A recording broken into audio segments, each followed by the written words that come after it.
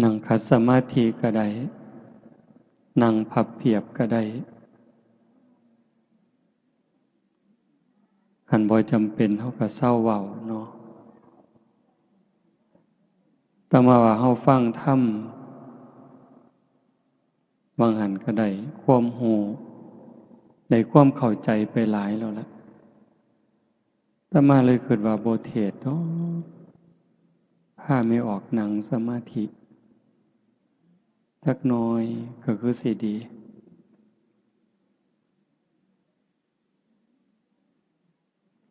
ฟังสำนั้นเฮาก็เข้าใจแล้วความรู้เฮาก็ได้หลายอยู่ที่จริงเฮาฟังประจำอยู่แถวนี้อย่างน้อยๆก็2สถานี3สถานีวิทยุที่ส่งมาได้ยินได้ฟังได้ทำความเข้าใจมาหลายยังอยู่อย่างเดียวคือการยกระดับดวงจิตดวงใจเจ้าของให้มันอยู่กับศีลกับธรรมแต่มาก็บ่เข้าใจทั้งหมดดอกว่าญาติโยมเป็นจังไดการเป็นการอยู่การดำรงจิตดำรงใจมันเป็นจังไดแน่เพราะว่าแต่ละหม่องแต่ละบอนแต่ละชุมชนมันบ่คือกันเท่าที่อาตมาเห็นอาตมาวิเคราะห์โดยความรู้สึกว่ามันบ่เฮ็ดอีหลีปานใดบ่เว้าถึงผู้อื่นนำเด้เว้าถึงเจ้าของนี่เป็นหลักบ่ค่อยได้เฮ็ดคำว่าได้เฮ็ดนี่คือบ่ได้ฝึกใจอีหลีบ่ได้ฝึกปล่อยฝึกวางเฮ็ดไปตามเรื่องซื่อๆเอาแต่บุญเอิ้นว่าเอาบุญแต่ว่ามันบ่ละบาปพอปานใดบุญก็เฮ็ดบาปก็ทำสัตว์ทั้งหลายจึงเวียนว่ายตายเกิดบ่จบบ่สิ้นคือเฮาได้งานนี้อันนี้เป็นตนาอนุโมทนาสาธุตั้งใจกันอีหลีโยมไม่ออกก็ออกเพิ่นไปนิมนต์แต่โดนๆอันตามธรรมดาอาตมาก็ลืมมันลืมซุมื้อก็บ่หัวซ่าแล้วนะตอนนี้บ่ค่อยหัวซ่านำงานสิไปพอปฏิเสธกับปฏิเสธซึ่งหน้าเริ่มบ่คือเก่าแล้วล่ะปฏิเสธแบบบ่เกรงใจคืนบ่ได้ก็รับแล้วก็ทำท่าลืมขี้คร้านนะโยมคิดว่ามันซ้ำเก่าเทศแล้วก็ซ้ำเก่าเจ้าของก็เมื่อยซื่อๆใกล้สิตายไปซุมื้อก็จักสิหาวไปเฮ็ดหยังคิดว่าจั่งซี้แหมอยากอยู่ผู้เดียววัดก็อยากอยู่ผู้เดียวไล่หนี้หมดญาติโยมก็ไล่หนี้หมดไล่ออกจากวัดหนีไปไสก็ไปดีก็ไปดีซะขี้ร้ายก็ไปตามอยากขี้ร้ายโลดมาทำท่าคืออะไรวะว่ามีเงินมีทองอันนั้นอันนี้ถ้ามาก็ไล่หนี้หมดมื้อเช้าก็บ่ได้ไล่อีหลีดอกเว้าให้ฟังอยากอยู่ผู้เดียวพากันหนีซะไปวะพระเณรก็ตัดออกหมดน้องนุ่งเขาเอิ้นว่าลูกศิษย์ลูกหาอาตมาบ่กล้าเอิ้นเพราะว่าเจ้าของบ่พอเป็นอาจารย์ไผเคยดูแลกันมา10 ปี10 กว่าปีเก่าวัด10 วัดก็บอกว่าขาดกันเด้อบัดนี้ตัดขาดกันหมดจะมาเกี่ยวข้องกันอีก ความคิดสิอยู่แค่หัวในหัววัดโนนกุลมเท่านั้นจากนั้นก็สิบ่คิดฮอดผู้ใดบ่ไปเว้านำผู้ใดแล้วแต่ไผสิดีสิชั่วมันมีความรู้สึกว่าโลกนี่มันคือละคร จริงๆพระพุทธเจ้าก็บอกว่าโลกมันเป็นโรงละครเป็นแดนอุบัติการของบุญและบาปคนดีคนสัวโตเฮาก็แสดงละครตั้งแต่เด็กน้อยเด็กทารกวัยรุ่นหนุ่มสาวเป็นคนเฒ่าคนแก่เป็นวัยกลางคนจนคนเจ็บคนป่วยคนตายคนห้องไห้คนหัวเราะโตโกงพระเอกนางเอกกิเลสใส่หัวให้แสดงท่าทางขึ้นไปคันผู้มีธรรมก็แสดงบทบาทนั้นด้วยความเข้าใจด้วยความถูกต้องตามหน้าที่แต่ว่าถ้ามันบ่เข้าใจล่ะบ่เข้าใจในเงื่อนไขของธรรมแต่มันเข้าใจแสดงเข้าใจเล่นก็คิดว่าตัวผู้อื่นตบตาผู้อื่นแต่จริงๆกำลังเล่นตลกกับเจ้าของเว้าจังสิโยมสิเข้าใจท่านหรือบ่ก็บ่จักแต่มาเห็นว่าเวลานี่คนมันตัวกันหลายมันขี้ตัวแม่นหรือบ่แม่นนะแต่มาก็บ่ฮู้เด้แต่ว่าด้วยความเข้าใจเห็นจังซั่นโยมตัวกันมันก็พอฟังเพราะว่าโยมแต่ว่าพระตัวโยมมันเป็นตาสั่งตัวคันพระอีหลีบ่ตัวดอกแต่ว่าคนห่มผ้าเหลืองมันตัวคนเฮ็ดจังได๋ก็ได้บ่แต่ให้ได้มาซึ่งแก้วแหวนเงินทองอำนาจวาสนาชื่อเสียงยศบริวารลืมสนิทว่าบาปมีบุญมีชาติหน้าชาติก่อนนรกสวรรค์มีลืมนึกถึงคำสอนพระพุทธเจ้าที่เป็นสัจจะเป็นความจริงบ่ได้ตั้งใจว่าสิรักษาบ่ได้ตั้งใจว่าสิสืบทอดคำสอนของพระพุทธองค์ด้วยความเคารพสืบทอดคำสอนของพระพุทธเจ้าด้วยความเคารพด้วยความเถิดทูนด้วยความสักการะบูชามื้อหนึ่งอาตมาว่าอาตมาบ่คือเก่าอยู่ใกล้สิปวงแล้วล่ะเบิ่งทรงมื้อหนึ่งไปร่วมงานครูบาอาจารย์ก็หลายนั่งเบิ่งแล้วก็คิดความคิดนะโยม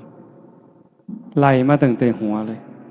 องค์นี้ก็ตกนรกองค์นี้ก็ตกนรกองค์นี้ก็ตกนรกองค์นี้ก็ตกนรกองค์นี้ก็ตกนรกไล่มาจนฮอดเจ้าขององค์นี้ก็ตกนรกเป็นหยังพอความบ่ซื่อเฮาสวดมนต์วางแรงสุปฏิปันโนปฏิบัติดีพระสงฆ์สาวกของพระผู้มีพระภาคเจ้าปฏิบัติดีแล้ว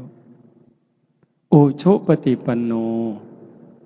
พระสงฆ์สาวกของพระผู้มีพระภาคเจ้าปฏิบัติตรงแล้วญายะปฏิปันโนสงฆ์สาวกของพระผู้มีพระภาคเจ้าปฏิบัติเพื่อรู้ธรรมเป็นเครื่องออกจากทุกข์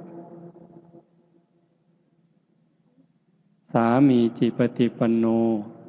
สงฆ์สาวกของพระผู้มีพระภาคเจ้าปฏิบัติสมควร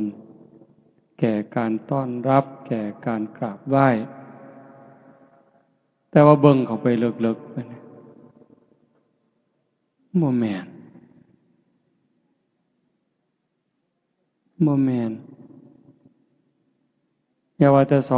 227เลยตั้งแต่หาข้อก็บ่ครบอาตมานี่ผู้หนึงบ่ครบแม่นหยังก็เลยว่าโอ้ยคือเป็นตาบาปแท้เนาะบอกจังซี่ญาติโยมก็อย่าตกใจเด้อย่าห่อเหี่ยวโยมมันได้บุญหลายกว่าพระอยู่แล้ว บอกแนวนี้ครูบาก็อย่าเครียดคิดบอกเลยคิดโยมหากินเองเนี่ยเขาเจ้าของน้ำเจ้าของพักเจ้าของบักไม้เจ้าของ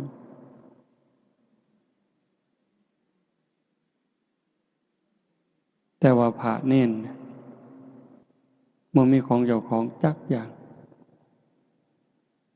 อาศัยพระพุทธเจ้าสิกขาสาชีวสมาปันนาถึงพร้อมด้วยสิกขาและธรรมเป็นเครื่องเลี้ยงชีวิตของภิกษุทั้งหลายขันบ่มีศีลบ่มีธรรมกลายเป็นโจรไถยะบริโภคสิเฮ็ดจังได๋ก็แล้วแต่ญาติโยมสิหลั่งไหลไปเป็นหมื่นเป็นแสนคนก็ตามเจ้าก็กลายเป็นโจรอยู่คือเขาคันถ้าบ่เอาศีลเอาธรรมเป็นที่ตั้งการเฮ็ดบุญเฮ็ดทานญาติโยมเฮ็ดด้วยศรัทธาอีหลีอีหลอนี่คืองานตั้งใจเป็นแห้มเดือนแห้มปีเด้ผู้ที่มาห่วมคือกันตั้งใจเป็นแห้มเดือนแห้มปีเป็นพี่เป็นน้องในสายธรรมได้คบขาสมาคมถูกใจกันไว้ใจกันเชื่อใจกันมาห่วมอนุโมทนาแต่งสุดขาวมาสมาทานศีลทำวัดสวดมนต์ฟังเทศน์ฟังธรรมเจริญสมาธิภาวนาควบคู่หวังให้เกิดบุญเกิดกุศลกับตนเองซะก่อนเฮ็ดบุญอุทิศก็คือการสร้างบุญให้มันเกิดกับเจ้าของกับโตโยมสู่คนเนี่ยเจ้าภาพลักๆก็คือผู้มีสื่อในกาดแต่ว่าเจ้าภาพสมทบก็คือญาติโยมสู่คนเนี่ยเฮาเป็นเจ้าภาพสู่คนทุกคนคือพี่คือน้องจริงๆก็บ่มีผู้อื่นดอกพระพุทธเจ้าเพิ่นบอกว่าในวัฏสงสารนี้ไม่มีใครเลยที่ไม่เคยเป็นพ่อเป็นแม่ไม่มีใครเลยที่ไม่เคยเป็นพี่เป็นน้องเป็นญาติร่วมสายโลหิตไม่มีใครเลยที่ไม่เคยเกิดเป็นสามีภรรยากันมาก่อนเมี่ยงใหม่ที่ตอมหลอดไฟเดดลิงไร่ที่ส่งเสียงพอได้ยินคิดแก๊ดคิดแก๊ดคิดแก๊ดอยู่เนี่ยเขาก็เคยเป็นพ่อเป็นแม่เป็นพี่เป็นน้องเป็นผัวเป็นเมียเป็นญาติรวมสายโลหิตเฮามาพูดตั้งแต่นรกเวจีจนถึงปวากพรหมแต่เนื่องจากแต่ละคนแต่ละชีวิตแต่ละดวงจิตสร้างบาปสร้างบุญมาต่างกันผู้ประมาทหลายสร้างบาปหลายพูนไปอยู่นรกพุ่นล่องลงมาเป็นเปรตอสุรกายผู้บาปหน่อยจักหน่อยเป็นสัตว์เดรัจฉานบาปหน่อยก็ท่านี้เกิดมาเป็นคนคือกัน เป็นคนพิกลพิการแข้งขาบ่ดีหูตาบ่ดียากจนคนแค้นผู้บุญหลายจักหน่อยเกิดมาเป็นคนคือกันรูปร่างดีหน้าตาดีผิวพรรณดีฐานะดีสติปัญญาดีโรคภัยไข้เจ็บหน่อยอายุยืนผู้บุญหลายขึ้นไปเป็นพิเศษเป็นเทวดาเป็นพรหมเฮาล่ะกะซ้ำเฮานี่ล่ะบุญหน่อยกะซ้ำนี่บุญหลายกะซ้ำนี่แต่ว่าก็โชคดีหลายบัดเกิดมาเป็นคนแล้วเกิดมาเป็นคนไทยได้พ่อพระพุทธศาสนาเกิดในบ้านที่มีวัดมีว่ามีครูบาอาจารย์จูงใส่ศีลใส่ธรรมญาติโยมเองก็เป็นผู้บ่ประมาทมีความเสื่อมีความศรัทธามีความเข้าใจในหลักธรรมคำสอนขององค์สมเด็จพระบรมศาสดาเวลาคิดฮอดพ่อคิดฮอดแม่ผู้มีพระคุณที่เลี้ยงมาผ้าใหญ่เมิดทุกสิ่งทุกอย่างมีความหักมีความห่วงใยว่างอนาคตให้เฮาคือเฮาฟังเทศน์ไปบางหันผู้บาอาจารย์เพิ่นเว้าให้ฟังหมดล่ะถือว่าบุญหลายเด้เฮาฟังเทศน์ฟังธรรมเข้าใจได้เกิดศรัทธาแล้วก็มีปัญญาในการเฮ็ดการทำบ่เฮ็ดตามใจเจ้าของคิดบ่เฮ็ดตามความรู้สึกของสังคมบ้านเมืองเขาพาเฮ็ดฆ่าสัตว์ตัดชีวิตเลี้ยงเหล้าเลี้ยงยานี่มหรสพที่ยั่วย้อมม่อมเมาปลุกเราบาปอกุศลกระตุ้นกิเลสให้พุทธขึ้นในจิตในใจเฮาเองในจิตในใจลูกหลานมีปัญญาบ่เฮ็ดจังซั่นนิมนต์ครูบาอาจารย์มาพาทำวัดอาตมาขี่รถผ่านมาก็ดีใจนำเด้เห็นเฮาทำวัดอยู่ซ้ำนั้นมันก็พ่อดอกโยมคันสิบอกว่าซ้ำเอาบุญให้พ่อให้แม่เปรียบเขาเฮ็ดหมดเงินเป็นแสนเป็นล้านเลี้ยงเหล้าเลี้ยงยาขางัวขาหมูสู้กันกินซ้ำเฮาทำวัดแล้วก็พากันหนีไปนอนมันก็ได้หลายกว่าซุ่มหมู่นั้น100 เท่าพันเท่าแล้วล่ะบ่ต้องเว้าถึงมาอยู่ดึกปานนี้เด้นี่หมายถึงบุญอันเว้าวังหันว่าแม่นเฮาสิทำวัดแล้วก็พ่อหนีไปนอนซะมันก็ได้หลายอยู่แต่มันบ่พอสิคุมจิตคุมใจหรอกเป็นหยังจังว่าซั่นพอเฮายังสิเดินทางอีกอยู่มันได้หลายเพียงแค่ว่าชนะการเฮ็ดบุญแบบนั้น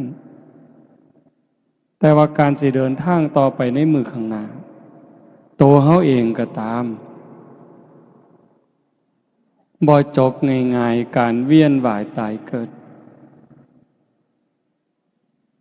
ถ้าหากว่าเฮายังปิดประตูอบายบ่ได้ปิดนรกบ่ได้ปิดเปรตบ่ได้อสุรกายสัตว์เดรัจฉานบ่ได้บ่ปลอดภัยอะโยมตะยานคันเฮาเบิ่งถึงรายละเอียดในคำสอนพระพุทธเจ้าเนี่ยมันเป็นตะยานถ้ามาเทศน์ดูๆเฮาก็จะได้ยินในวิทยุดงย่างก็จะเปิดอยู่บ่ได้เว้าเอาเองเด้นึกถึงคำตรัสพระพุทธเจ้าที่เขาได้ยินดูดอกเตาตาบอดเขาก็ฟังจนเข้าใจคนเฮาเวลาตายจากโลกนี้โอกาสสิกลับมาเกิดเป็นคนมันมีหน่อยซ้ำกับขนงัวซ้ำกับเขางัวสิได้เกิดเป็นคนเนี่ยมีหน่อยซ้ำเขางัวตัวหนึ่งมีเขา2 เขาแต่สิไปตกนรกเปรตอสุรกายสัตว์เดรัจฉานหลายสับ กับขนงัวอันนี้ก็อีกอันนึงแต่หม่องเป็นตะงึดคนนั้นพระพุทธเจ้าเอานิ้วมือนิ้วเดียวนี่ตัดเล็บสันๆเสมอเนื้อจิกดินก็ติดขึ้นมาในเล็บมันสิจัก10,000 เม็ดขันอย่างหลายถามว่าระวังดินในเล็บนี่ถามพระดูก่อนภิกษุทั้งหลายระหว่างเม็ดดินที่ติดในเล็บเราตถาคตกับเม็ดดินในภูเขาหิมาลัยอันไหนมากกว่ากันมันก็เห็นชัดพระภิกษุมันก็ตอบง่ายๆข้าแต่พระองค์ผู้เจริญเม็ดดินในเล็บของพระองค์นั้นมีน้อยนิดเดียวไม่สามารถจะเปรียบเทียบได้กับเม็ดดินในภูเขาหิมาลัยเพราะแต่ว่าจังสัตว์พระพุทธเจ้าเพิ่นบอกว่าดูก่อนภิกษุทั้งหลายฉันใดก็ฉันนั้นสัตว์ทั้งหลายเมื่อกายแตกตายจากความเป็นมนุษย์ในชาตินี้แล้วโอกาสจะได้กลับมาเกิดเป็นมนุษย์อีกในชาติต่อไปนี้มีน้อยนิดเดียวเหมือนกับดินที่ติดในเล็บเราตถาคตแต่ส่วนใหญ่จะไปแออัดยัดเยียดกันอยู่ในนรกบ้างเปรตบ้างอสุรกายบ้างสัตว์เดรัจฉานบ้างมากมายเหมือนเม็ดดินในภูเขาหิมาลัยโยมว่ามันซ้ำใดภูเขาหิมาลัยเป็นภูเขาที่สูงที่สุดในโลกปัจฉายังกับดินที่ติดเล็บ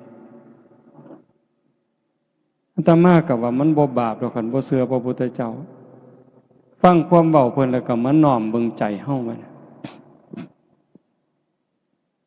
ความคิดความอ่านความรู้สึกการกระทำทางกายวาจาใจที่ถึงพร้อมโดยเจตนา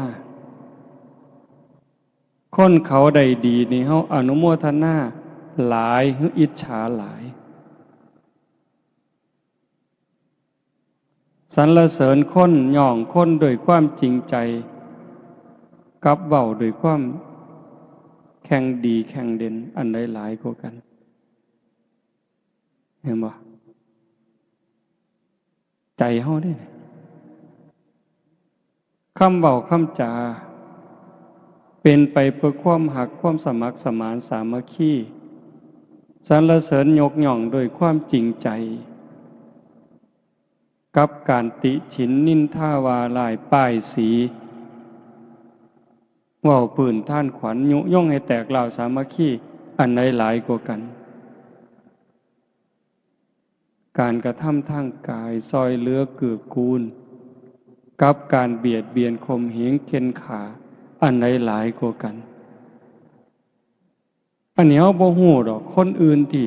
เขาเจ้าบ่สนใจกับศีลกับธรรมพวกที่บ่เชื่อเลยบ่สนใจกับบาปกับบุญกับศาสนาเลยบ่ต้องไปเว้าถึงเฮาซุ่มมักศีลมักธรรมไปวัดไปว่านุ่งขาวห่มขาวเนี่ยโกนหัวบวชชีบวชพระบวชเน้นเบิ่งเอาซ้ำนี้อาตมาได้ยินซุมื้อจนสลดสังเวชบักใหญ่ไปปลายปีบางหันจนอาตมาตัดสินใจเลิกงานปริวาสนี่เศร้าจัดงานปฏิบัติธรรมเศร้าบ่เป็นประโยชน์จังดอกได้แต่เงินนั่นล่ะหาได้คิดว่าจังซั่นได้แต่เงินกับคำหย่องซุ่มบ่ฮู้เขาก็ว่าดีซื่อๆแต่โตเจ้าของฮู้ยักหยังคิดปานนั้นนะโยมเห็นการเป็นอยู่ของโลกของสังคมเห็นความเป็นไปในวิถีชีวิตเป็นหยังก็เป็นจังซั่นมันเข้าไปกวนพระกวนเน้นเนี่ยมันไปทั้งโทรศัพท์เนี่ยทางเฟซทางไลน์เล่นโดยเพ้อโดยประมาทพระบางองค์ก็เจ้าก็สื่อเป็นคนสื่อกล้าเว้ากล้ายอมรับมาเว้าให้ฟังมันเป็นหยังแน่ในเฟซในไลน์ ที่พากันไปเล่นสื่อสารโยมบางคนก็ไปแอบเบิ่งไปจอบเบิ่งเขาว่ามันมีวิธีจอบอยู่พระองค์นั่นครูบาอาจารย์องค์นี้เป็นจังไดโพสต์ขอความจังไดแต่ละมือแต่ละเว้นโอ้ยเลยเกิดสลดสังเวชบักอย่างคักพอแต่คิดจังสั่นก็นึกถึงคำตรัสพระพุทธเจ้าที่ยกตัวอย่างว่าหั่นล่ะโยมก็บ่ได้ย้านพระคือกันเด้ไม่ออกพอออกบ่ปานใดตัวไม่ออกนี่ก็บ่ได้ย้านส่งขอความหาครูบาก็เว้าไปสารพัดแนวอยากเว้าแล้วโอ้บ่แปลกก็เลยนึกถึงสมัยครั้งพุทธกาลพระเป็นลูกเป็นภิกษุแม่เป็นภิกษุณีบ่แปลกกิเลสมันรุนแรงความไก่ฉิดความคุ้นเคยเฮ็ดให้เสียบักหลาย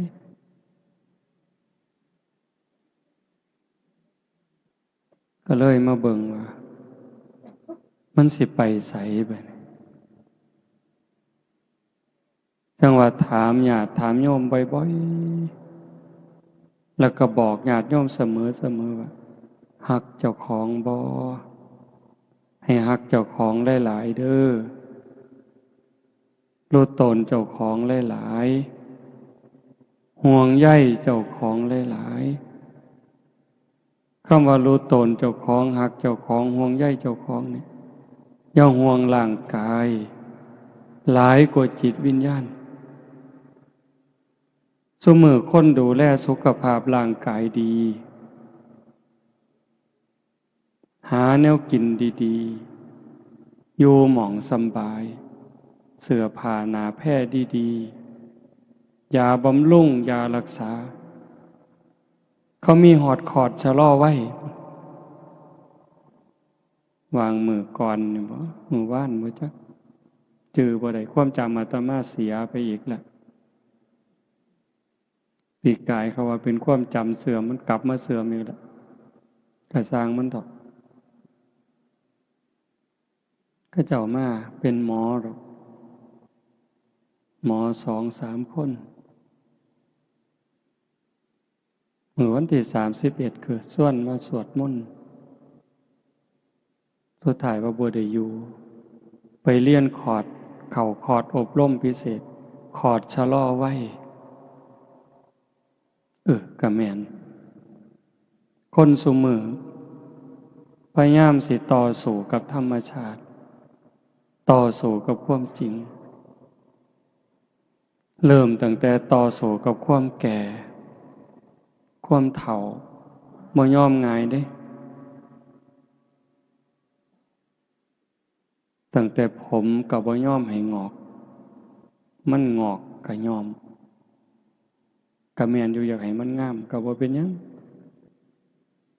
หนังเหี่ยวก็เฮ็ดให้มันบ่เหี่ยวก็แล้วแต่สิหาวิธี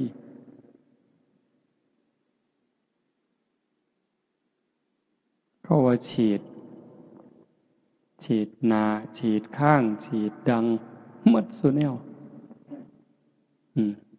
อันนี้ก็ต่อสู้กับความเฒ่าเด้ต่อสู้กับความเจ็บกับความตายจักเลือดจักน้ำเกลือใส่ออกซิเจนผู้บางคนตามธรรมชาติก็ตายแต่เฮิงแต่ว่าเอาเครื่องซอยไว้คอมพิวเตอร์ซอยไว้แต่บัดสุดท้ายก็สู่บ่ได้คือเก่าพระพุทธเจ้าสอนให้พิจารณามีความเกิดเป็นทุกข์เกิดแล้วก็มีความแก่เป็นธรรมดาแต่ความแก่นั่นก็เป็นทุกข์มีความเจ็บไข้เป็นธรรมดาความเจ็บไข้นั่นก็เป็นทุกข์มีความพลัดพรากเป็นธรรมดาจากสิ่งหักสิ่งแพงแต่ แต่ความผัดผากนะก็เป็นธรรมดาทุกคนต้องผัดผากมีความตายเป็นธรรมดาทุกคนก็หนีบ่พ้นพระพุทธองค์จึงให้สอนให้เฮาเข้าไปหาความจริงเรียนรู้ความจริงแล้วก็เตรียมตัวรับอย่างมีสติอย่างมีปัญญาคือโยมผู้เป็นเจ้าภาพมื้อนี้แหละตั้งใจเฮ็ดกองบุญกองอทะเพื่ออุทิศถึงพ่อแม่ผู้บังเกิดเก่าผู้มีพระคุณไล่บ่หมดดอกบุญคุณเพิ่นนั้นตั้งแต่เรื่องเล็กๆน้อยๆแค่ความหักความห่วงใยเฮาก็ใส่บ่หมดดอกโยมบ่เว้าถึงว่าเพิ่นเลี้ยงจนใหญ่กล้าหน้าบานมอบทรัพย์สมบัติให้เด้เพียงแต่ความห่วงใยห่วงอนาคตลูกสิเป็นจังใดสิมีอยู่มีกินน้ำเขาบ่สิมีหน้าตาในสังคมบ่สิซอยเหลือเจ้าของได้บ่เกิดจากความห่วงใยเพิ่นจึงขนขวายทุกสิ่งทุกอย่างลูกก็จังมีมื้อนี้พ่อแม่เพิ่นคือกันพ่อแม่เฮาก็คือกันสิยากดีมีจนหาเช้ากินค่ำแม่ก็ตั้งขอทานเลี้ยงชีวิตพ่อแม่ก็มีความหักความห่วงใยต่ออนาคตของลูกเห็นบ่จังซั่นเฮาได้ตั้งใจเฮ็ดกองบุญกองกุศลเพื่ออุทิศถึงเพิ่นนี่มันถูกแล้วที่เฮาบ่เฮ็ดตามเขาว่าบ่เฮ็ดตามกระแสของสังคมเฮาพยายามสิเฮ็ดตามคำสอนพระพุทธเจ้ามันเพียงพอสำหรับการให้ทานสิเกิดบุญเกิดกุศลนี่โยมสิฟังอาตมาเว้า2อย่างมันพออีกอันหนึ่งก็ว่ามันบ่พอสำหรับการเฮ็ดบุญมันพอแล้วสำหรับการสิอุทิศส่วนบุญส่วนกุศลเฮาหาพระอริยเจ้าบ่ได้เฮาก็หาครูบาอาจารย์ที่เฮาคิดว่าเพิ่นมีข้อวัดปฏิบัติงดงามตามสมควรพาฝึกพาหัดเว้าให้ฟังเฮ็ดให้เบิ่งแม่ชีแม่ขาวมีความสำรวมกายวาจาใจเฮาหาได้ดีที่สุดในเวลานี้นอกจากการให้ทานเฮาก็มีการสมาทานศีลรักษาศีลปฏิบัติตามสิกขาบทที่พระพุทธเจ้าเพิ่นตรัสเพิ่นสอนมีการสำรวมระวังกายวาจาใจให้เป็นปกติให้เรียบร้อยให้งดงามอันนี้กลายเป็นเนื้อหน้าบุญเด้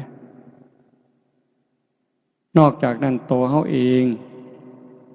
ก็ได้มีการฟังมีได้การเจริญภาวนาสำรวมจิตสำรวมใจตรงนี้มันส่งผลหลายแต่ที่ว่ามันบ่พอนั่นก็หมายความว่าคันเฮายังปิดประตูอบายบ่ได้เฮาก็ว่างใจบ่ได้อุ่นใจบ่ได้ว่าเฮาสิปลอดภัยในวัฏสงสารเนื่องจากจิตเฮามันกลับกรอกอีหลีรักษายากที่สุดอย่าให้ใจเจ้าของเนี่ยอาตมาก็คือกันความคิดความอ่านแต่ละเวลาหน้าที่เนี่ยบ่อยู่กับหล่องกับลอยแม้กระทั่งว่าเป็นพระเขาสมมุติให้เป็นพระสมมุติให้เป็นครูบาอาจารย์แต่บางเทื่อความคิดความรู้สึกมันเป็นตายอยากอายอยากอายคิดบ่คือครูบาเห็นบ่คันสิว่าแต่ครูบาเพิ่นโยมก็ถามโยมมึงว่าโยมคิดคือโยมบ่แต่ว่าด้วยความเข้าใจลึกๆความรู้สึกของอาตมาว่าโยมส่วนใหญ่นี่ย่านบาปหลายกว่าครูบาอยู่เด้นั่งเถื่อเด้อโยมนั่งเถื่อสำรวมระวังย่านบาปย่านกรรมกว่าครูบาอยู่เด้ครูบามันลึงคันถ้าครูบาย่านบาปบ่กล้าซื้อเลขดอกโยมบ่กล้า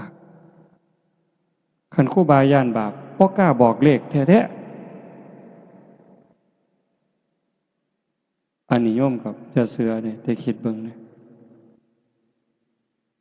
สิรวยไปหยังเขาก็บ่ได้ซื้อน้ำก็บ่ได้ซื้อไฟก็บ่ได้เสียกุฏิก็บ่ได้เซาแต่ว่ายังซื้อเลขนำเขาไปเล่นมวยตู้เล่นบั้งไฟไปไกลเลยถ้าย่านบาปบ่กล้าเห็นบ่อันนี้บ่ได้มีเจตนาว่าให้กันเด้เพียงแต่ว่าถึงว่าในใจเนี่ยมันยังเอาบ่ออกคันเห็นไม่ออกผู้สีใกล้ๆครูบาก็ลักขึดแนวบ่คือเด้แต่ว่าไม่ออกบางคนบ่กล้าได้เว้าน้ำพระก้มหน้าได้เด้หลายหม่องหลายบอนที่เขาเจ้าฝึกดีๆเวลาบ่น้ำครูบานี่ลบตาก้มลงปั๊บย่างสวนทางกับครูบานั่งพับเพียบก้มหน้าลงปั๊บบ่กล้าเงยหน้าเบิ่งพระเห็นบ่นั่นคือแนวมันเป็นตาย้านก็ย้านไว้ระวังไว้คนโบราณเพิ่นสอนดีแต่ว่าซุมื้อมันเริ่มผสมประสานผู้ย้านก็ย้านผู้บ่ย้านก็บ่ย้านเลยเล่นเว้าหยอกเว้าหัวสนิทชิดเชื่อต่อปากต่อคำตาน้อยตาใหญ่ถ้ามาเคยว่าสิจกตามันได้ยังไงบอกเลยมาเล่นตาสมตาวันนี้จกตาเดี๋ยวนี้ปานนั้นนะโยมโลกมันก็จังเป็นอยู่จังซี่ความเดือดร้อน ความบ่เป็นสุขบ้านเมืองก็ขาดระเบียบวินัยวัดว่าก็เริ่มโรยล่าลงโรยล่าลงมันเป็นจังไดนั่นคือเอาใจออกทางศีลทางธรรม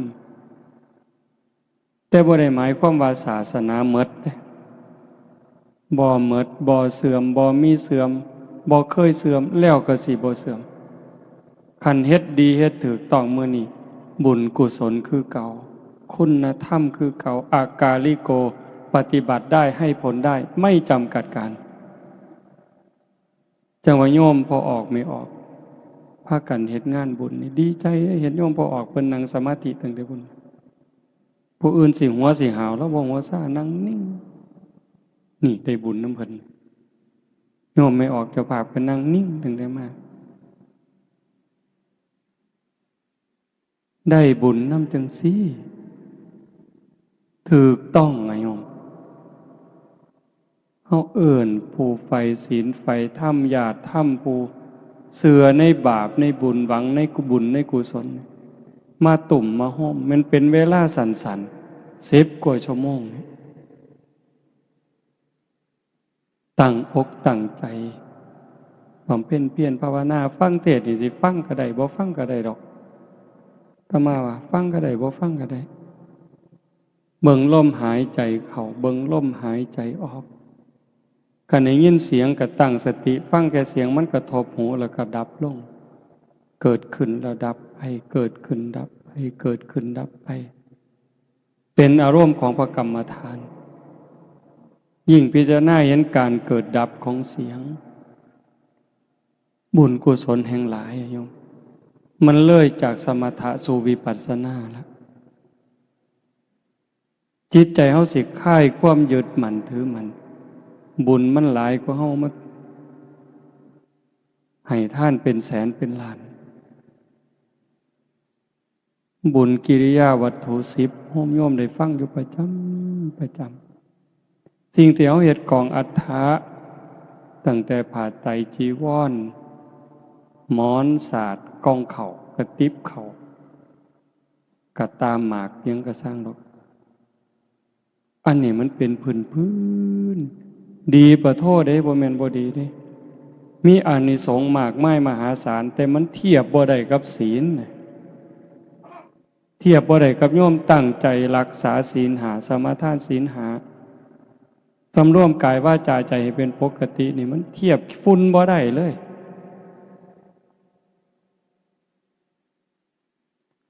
ท่านนี่มีองค์ประกอบบักหลายหนึ่งของให้ท่านนั้นบริสุทธิ์บ่ขันของให้ท่านบริสุทธิ์ผู้ให้บริสุทธิ์บ่ผู้ให้บริสุทธิ์แล้วผู้รับบริสุทธิ์บ่เอาผู้รับบริสุทธิ์ผู้ให้บริสุทธิ์วัตถุท่านบริสุทธิ์เจตนาล่ะก่อนให้คณะให้หลังให้นั่นหลายเรื่องอยู่ดิคุณธรรมของผู้ให้ของผู้รับละเอียดลงไปอีกบักหลายเหตุปัจจัยแต่ว่าขันเอาสำรวมกายวาจาใจให้เป็นปกติปั๊บอายสัวกลัวบาปเป็นร้อยเท่าพันเท่าหลายกว่ากันยิ่งมาเจริญสมาธิข่มใจสำรวมใจจากจิตที่มันเคยฝุ่งซ่านไปอยู่กับอดีตไปอยู่กับอนาคตไปหักไปสร้างไปอยู่กับผู้นั้นผู้นี้ให้มันมาอยู่กับเนื้อกับตัวให้มันนิ่งให้มันสงบหายใจเข้าก็เห็นลมหายใจเข้าหายใจออกก็เห็นลมหายใจออกหยาบก็หูละเอียดก็หูสั่นก็หูยาวก็หูเห็นแค่ลมเข้าลมออกหูสิใส่พุทโธยังก็แล้วแต่เห็นรูปเจ้าของนางชัดเจนก็แล้วแต่จิตบ่วอกแวกบ่ไปหน้ามาหลังแต่มันนิ่งสงบอยู่อันนี้ก็หลายกว่าศีลอีกเป็นร้อยเท่าพันเท่าไปแต่กันถ้าเขาเห็นการเกิดดับของอารมณ์เสียงดังขึ้นแล้วก็ดับไปเห็นเสียงมันเกิดดับเกิดดับอารมณ์ที่มากระทบจิตพอใจบ่พอใจเขาเห็นเป็นเพียงแค่สักว่าบ่ไปยินดียินร้ายเขาอาการที่มันเกิดเบิ่งสังเกตมันเกิดเดี๋ยวมันก็จางไปดับไปเกิดขึ้นก็จางไปดับไปเปลี่ยนแปลงอยู่ตลอดเวลาใจเขาจะเบาลงไปคลายความยึดมั่นถือมั่นนี่เดินตามห้อยพระพุทธเจ้าได้โตสงบบางหันยังน้ำห้อยฤาษีอยู่ได้แต่เห็นการเปลี่ยนแปลงเห็นสภาพที่มันทนบ่ได้ตั้งอยู่บ่ได้มีอนิจจังทุกขังอนัตตาบ่แม่นตัวตนของผู้ใดทุกสิ่งทุกอย่างอาศัยเหตุอาศัยปัจจัยเกิดขึ้นเมื่อเหตุเมื่อปัจจัยก็แตกสลายไปโตเฮาคือกันโตเขาคือกันสรรพสิ่งทั้งหลายในโลกเนี่ยบ่ว่าสิเป็นดินดอนตอนหญ้าภูเขาแม่น้ำคือกันหมดอาศัยกันแล้วเกิดขึ้นเพราะสิ่งนี้มีสิ่งนี้จึงมีเพราะสิ่งนี้ดับสิ่งนี้จึงดับกันเฮาเข้าใจจังซั่นเห็นความเปลี่ยนแปลงอยู่ในร่างกายเฮาตลอดตั้งแต่เป็นเด็กน้อยมาเป็นหนุ่มเป็นสาวผมก็เปลี่ยนแปลงร่างกายผิวหนังก็เปลี่ยนแปลงหูตาก็เปลี่ยนแปลงเห็นความที่ทนอยู่บ่ได้ในสังขารร่างกายพิจารณาถึงความแตกดับร่างกายก็คือกันสังขารที่เป็นส่วนร่างกายสังขารที่เป็นส่วนจิตใจคือกันหมดสัพเพสังขาราอนิจจาสวดมนต์ทำวัดเห็นปะสังขารคือร่างกายจิตใจและรูปธรรมนามธรรมทั้งหมดทั้งสิ้นมันไม่เที่ยงเกิดขึ้นแล้วดับไปมีแล้วหายไปเฮาบ่ว่าแต่ปากเฮาพิจารณาเบิ่งมันก็ชัดเจนอยู่มื้อนี้มันก็เป็นคือกันสัพเพสังขาราทุกขาสังขารคือร่างกายจิตใจและรูปธรรมนามธรรมทั้งหมดทั้งสิ้นมันเป็นทุกข์ทนยากเพราะเกิดขึ้นแล้วแก่เจ็บตายไปบ่แต่ปากเขาพิจารณาตามอีกสัพเพธัมมาอนัตตาธรรมทั้งหลายทั้งปวงทั้งที่เป็นสังขารและมิใช่สังขารไม่ใช่ตัวไม่ใช่ตนไม่ควรถือว่าเรา ว่าของเราว่าตัวว่าตนของเราพิจารณาจังสิมันสิถอนนะโยมคันว่าแต่ปากว่าจนตายก็บ่เกิดประโยชน์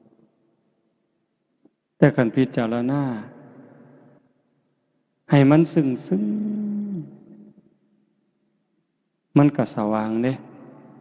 แต่มันก็อาศัยกันน่ะตัวความสงบอย่างน้ำห้อยฤาษีที่ว่าว่างั้นมันก็จะเป็นแห้งทรงให้เฮาเห็นห้อยพระพุทธเจ้าได้คิดอยู่จังหนึ่งอยู่ว่า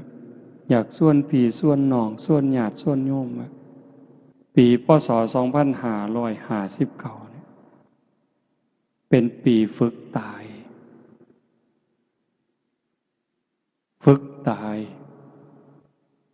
เป็นปีให้เข้าใจธรรมขึ้นกว่าเก่าได้บ่หน้าตาบ่ต้องไปหัวซ่ามันดอกไผสิหักไผสิสั่งไผสิศรัทธาบ่ศรัทธาอย่าเอามาใส่ใจเบิ่งใจเจ้าของนี่ว่ามันแบกอยู่บ่มันทุกข์บ่แบกเอาหักคนมาไว้นำมันบ่แบกเอาสร้างคนมาไว้บ่แบกเอาคำหย่องคำย่อมางี้ดีใจภูมิใจอยู่บ่แบกเอาความน้อยใจที่เขาเว้าพื้นเขานินทามาเป็นทุกข์จนนอนบ่หลับอยู่บ่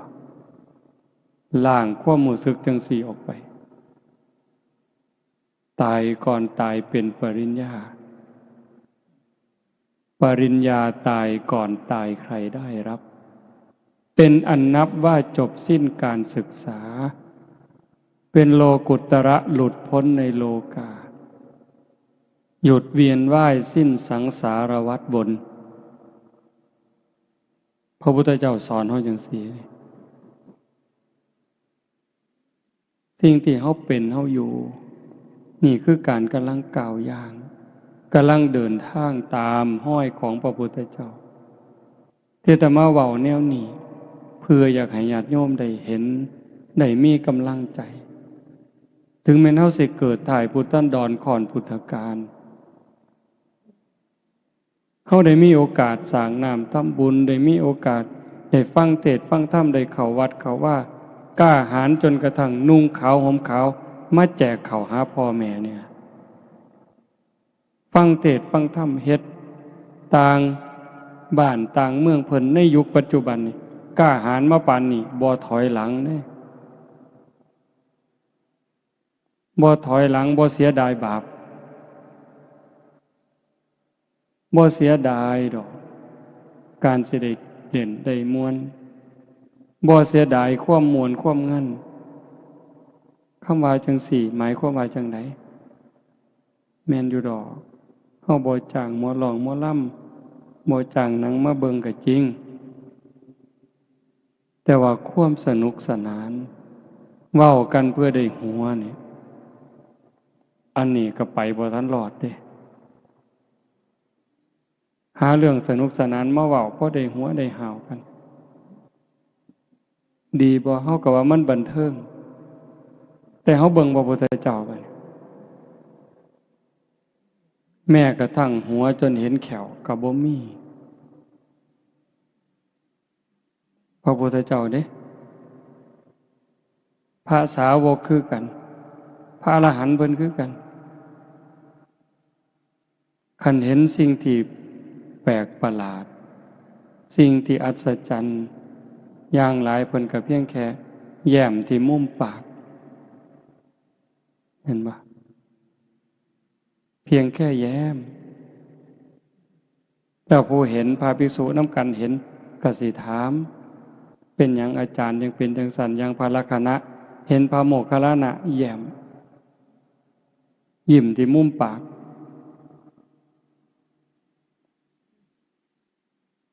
ถามจังสันพระโมคคัลลานะเพิ่นว่าบ่ตอบดอกสิตอบต่อเบื้องพระพักของพระพุทธเจ้า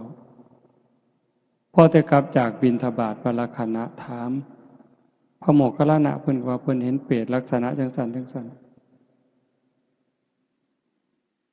พระพุทธเจ้าก็เลยบอกสาธุอันนั้นเป็นเรื่องจริง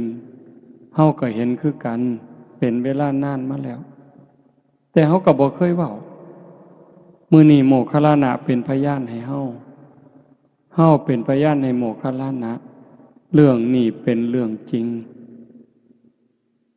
พระภิกษุทั้งหลายก็กราบทูลในพระพุทธเจ้าเล่าให้ฟังก็จังเล่าว่านั้นได้โยมมื้อนี้ว่าเพิ่นบ่ยิ้มบ่เว้าบ่หัวจนเห็นแขวเพิ่นเครียดอยู่มีความตึงเครียดมีปัญหาหลายซั่นบ่นั่นคือเพิ่นเห็นตามความเป็นจริงคันมันหัวหาว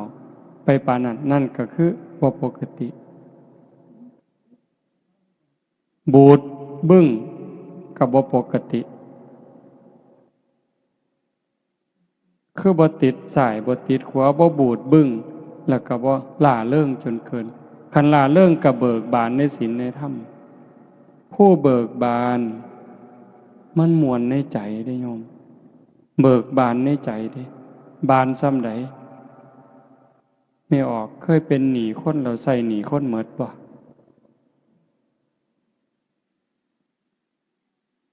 นั่นล่ะเวลาเราเป็นหนี้เขามันก็ทุกข์ก็อุกกะอังอยู่ดิพอแต่ใส่หนี้หมดปั๊บมันสวงนั่นคือเบิกบานเนี่ยทรงลูกทรงเต่า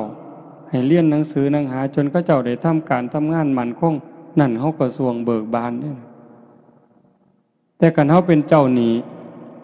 คนมายืมหนี้เขาเป็นหมื่นเป็นแสนคิดหวังดอกเบี้ยก็คิดหวังอยู่แต่ว่าสำบายใจบ่บัดนี้มันยืมกู100,000เดือนหน้ามันจะต้องได้ดอก10,000บ่สำบายดอกโยมมันเป็นสีกังวลอยู่ได้ผัวได้เมียคือกันเขาสิคือเราเป็นความสุขแต่มันก็บ่แม่นมันมีความหวงมีความหึงมีความกังวลอยู่หั่นแต่ว่าการที่เฮาได้ปลดภาระปลดเปลื้องภาระมันกลายเป็นความเบิกบานพุทธะคือผู้หูผู้ตื่นผู้เบิกบานเบิกบานในขณะที่มีคุณธรรมตนเองประพฤติปฏิบัติอบรมบ่มจิตบ่มใจจนกระทั่งเห็นว่าพ้นอบายแล้วบ่ตกนรกอีกบ่เป็นเปรตอีกอสุรกายอีกสัตว์เดรัจฉานอีกอย่างหน่อยๆก็เกิดเป็นคนบ่เกิน7 ชาติต้องได้บรรลุธรรมแน่นอนนั่นจิตใจหมดกังวลมันเบิกบานแล้วหูตื่นเบิกบานสะอาดสว่างสงบตรงข้ามกับบุญไหวสว่างตรงข้ามกับมืดสะอาดตรงข้ามกับสกปรกเฮาปุถุชนนี่ความคิดมันยังสกปรกอยู่บางเทื่อปัญญาก็มืดก็บอดหาทางออกบ่ได้วุ่นวายอยู่ตั้งเตือนั่งสมาธิตัวตรงคือแต่ว่าภายในใจวุ่นวายเหตุจังใดบัดนี้ญาติโยมเฮาสิก้าวไปสู่จุดนั้นได้นับเบิ่งวันเวลาของชีวิตที่เหลือไว้มันน้อยอายุที่เพิ่มขึ้นนั่นคือวันเวลาของชีวิตที่เสียไปคันเว้าจังซี่ม่วนบ่บัดนี้ว่าโอ้ยได้อายุ40แล้วได้หลายปานใดปีนี้เพิ่นถามกันเด้ได้หลายปานใดล่ะยายปีนี้80โอ้เจ้ายืนเนาะเพิ่นสิยืนหยังใกล้สิตายแล้วนะได้80เพิ่นว่าที่จริงมันเสียไป80เด้อฮะวันเวลาอายุที่เพิ่มขึ้นตัวเลขเพิ่มขึ้นแต่เวลาของชีวิตที่เหลือมันน้อยท่านบ่บัดนี้อันเฮ็ดบุญเนี่ยมันสิพอได้ที่เว้าเนี่ยแม่ขาวแม่ชีโยมพอออกไม่ออกมาร่วมประพฤติปฏิบัติงานกองกฐินเนี่ยอันบุญนี่มันพอได้แต่ว่าการยกจิตยกใจ เพื่อให้สูงจากอำนาจของกิเลสเป็นเรื่องยากอาตมาก็เฮ็ดบ่ทันได้โยมจังว่ามันเป็นตารู้ตนคันเว้าจังซี่เป็นตารู้ตนเจ้าของหลายหลายเป็นหยังเพราะว่าเฮาบ่มจิตบ่มใจยังบ่ทันพอฝึกสติยังบ่ทันพอจิตเฮาเกิดดับทียิบทียิบเพิ่นว่าชั่วรัดนิ้วมือเนี่ยชั่วรัดนิ้วมือเดียวเหยียดนิ้วมือออกก็กำเข้าแค่นี้นี่จิตเกิดดับแสนโกรธขณะ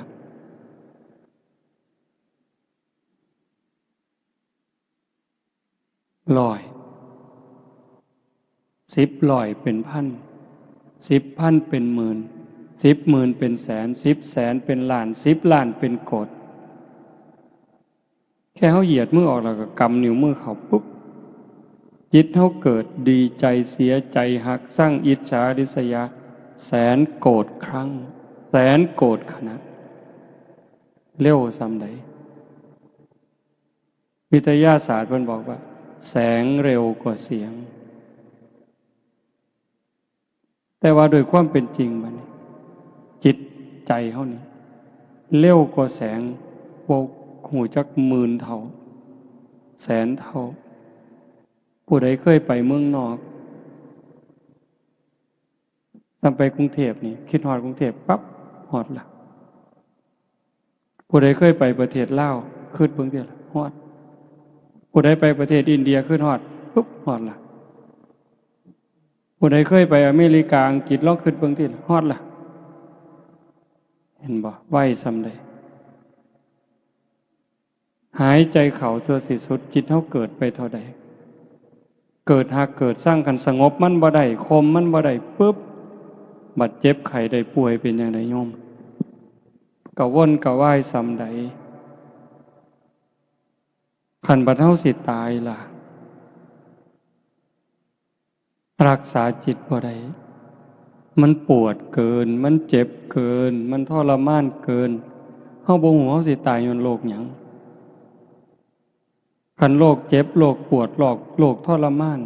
ข่มเวทนาบ่ได้จิตดิ้นรนแห้งตายในขณะที่ทุกข์มันไปอบายแน่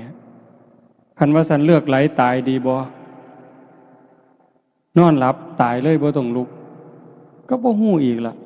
ว่าไหลตายนี่ผู้ไหลตายเขาในลักษณะใดห้องโหโพสังกาบ่นิมิตก่อนตายเป็นจังได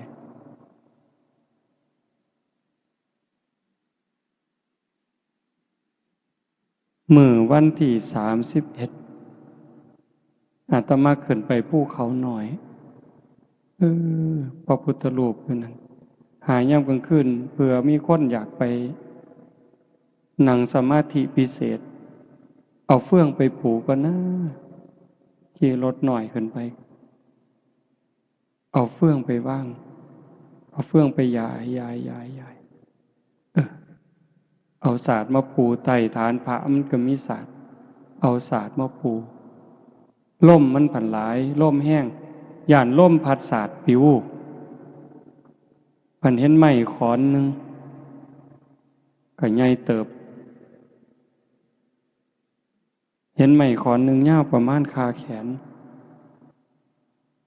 อาตมาก็เลยว่าเอาไม้มาทับศาสตร์ดอกพอแต่ไปยกขึ้นปั๊บหลดไม่งอดอยู่ในไม้เมืองความเร็วของมันความเร็วของจิตเด้แต่สติตามบ่ทันดอกปั๊บเนี่ยห้องอาตมาลงห้องนี่โป๊ะอันนี้เขาให้สมมุติเป็นอาจารย์เนี่ยบอกแต่กรรมฐานอยู่เลยบอกแต่เรื่องการปฏิบัติเจริญสติอยู่เลยลักห้องบ่หูโตไม่ออกโอ้ยเพิ่นว่าโอ้ยบ่โอ้ยซื่อๆโยนขอนพร้อมจักโยนไปใส่บ่หูนี่นั่นน่ะพระองค์หนึ่งก็อยู่ข้างๆโยม2 คนก็กำลังซอย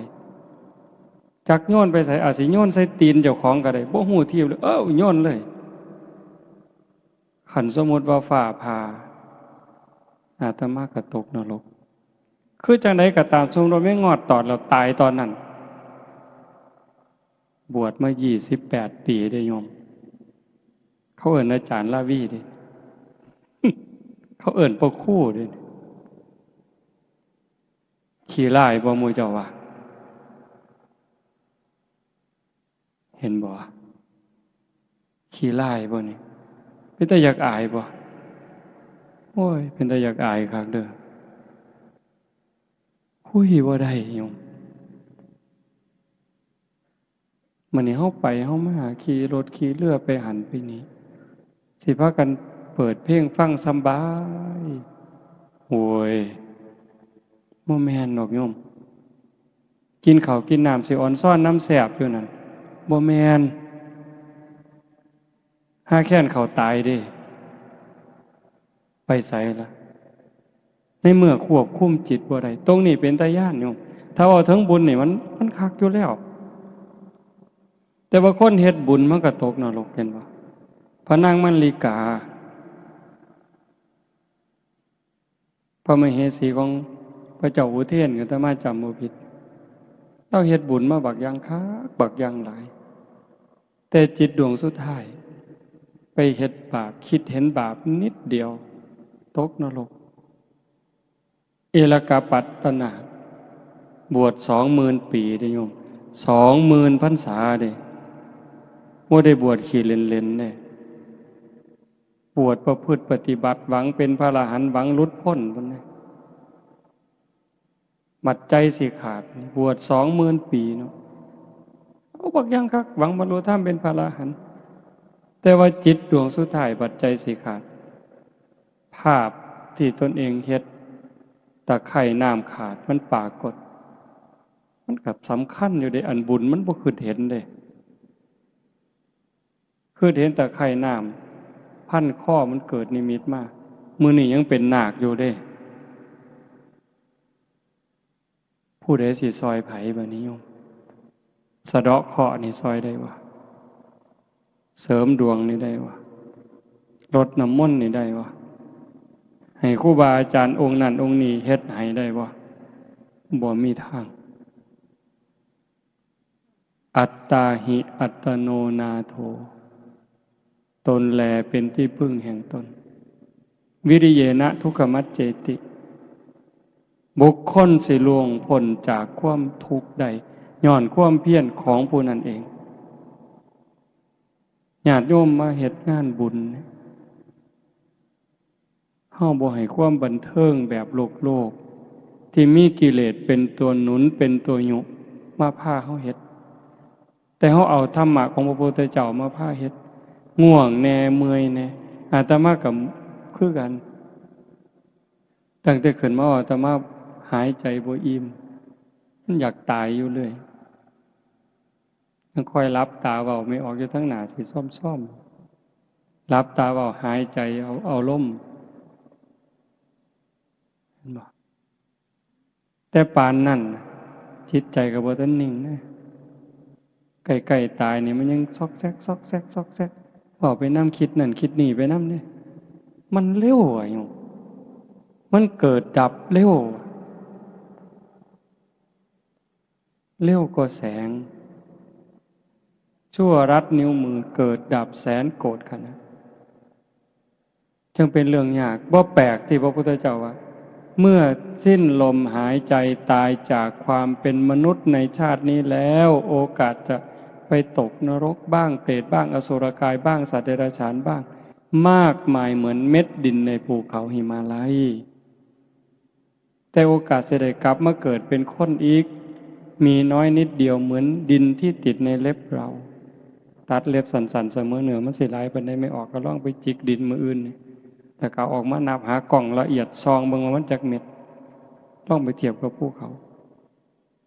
คนในโลกนี่ก็คือกันขนาดเฮาภูเขาวัดเขาว่าบวชพระบวชชีนุ่งขาวห่มขาวเป็นคนใจบุญมักบุญขนาดนี้เก่าสังเกตเบิ่งใจเฮามันซอกแซก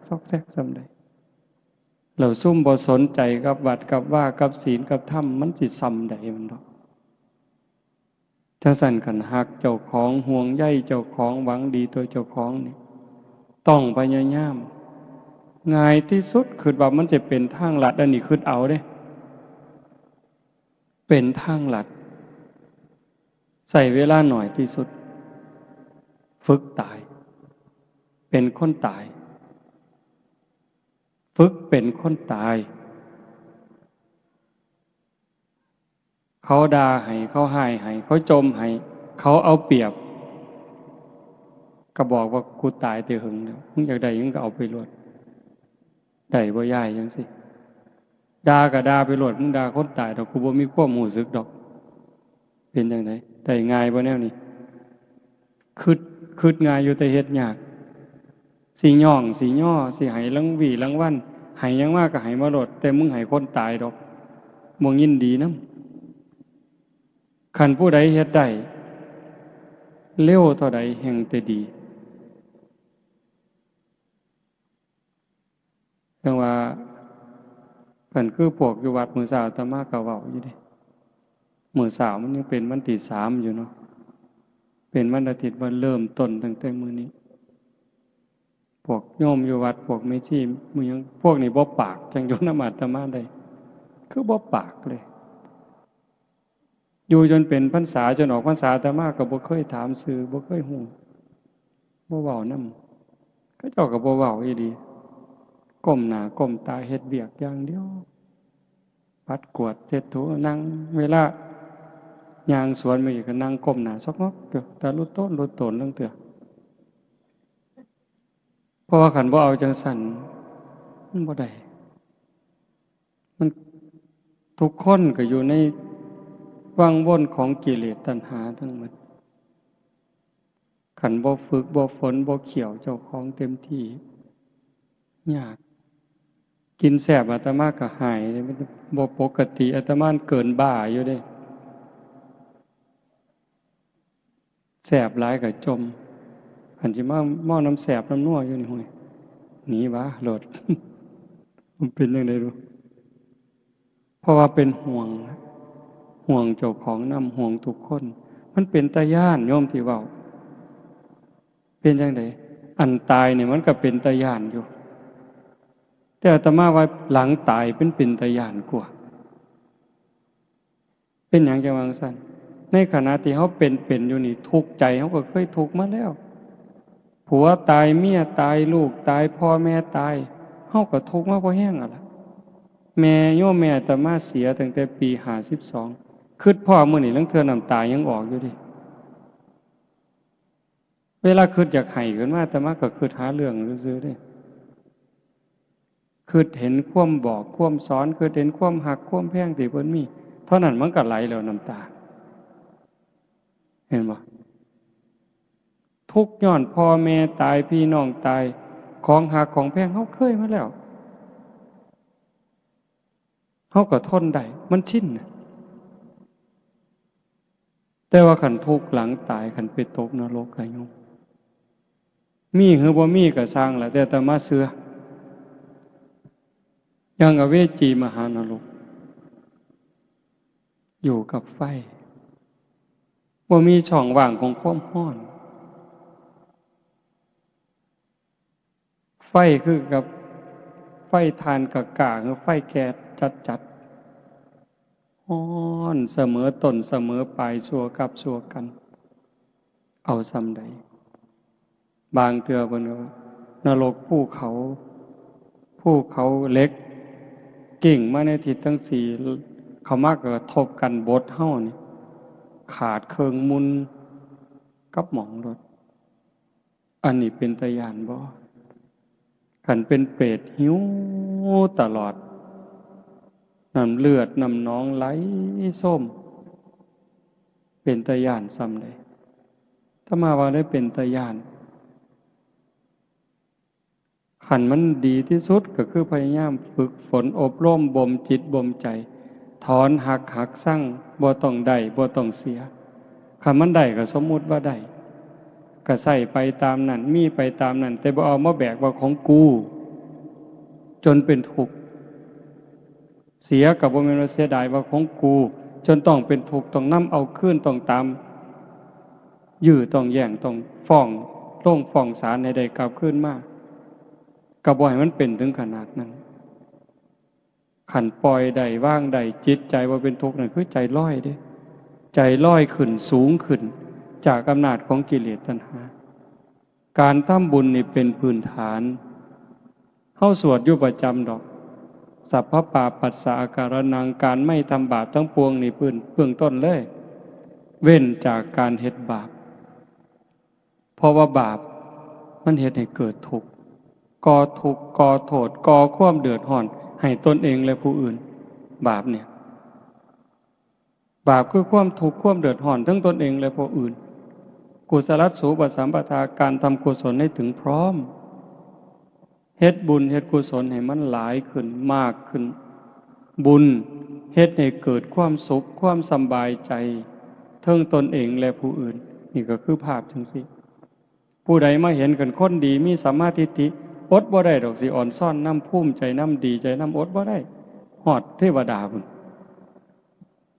แต่ว่ามันบ่ทันปลอดภัยทีละอย่างว่าเอลกาปัตตนาก็ตามพระนางมลิกาก็ตามเห็นบ่เพราะว่าจิตมันยังแว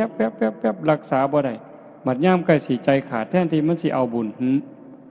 เฮ็ดบุญบักหลายทอฟ้าเนี่ยมันไปคิดเห็นบาปทอเข็ม